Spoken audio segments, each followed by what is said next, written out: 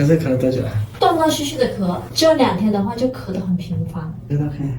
哎，好吧，是吧？你弟弟了是吧？对，新的开始流的嘞。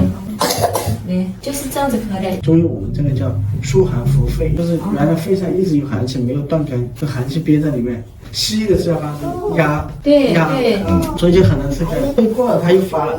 那我们中医的方法就是把肺上的寒气给它全部一次让它逼出来，好了就好了，就它就会根治，或者是很久才会发。这是中医跟西医不一样的，所以我刚才用的就是一个宣肺解表的药。好，可以了，拜拜。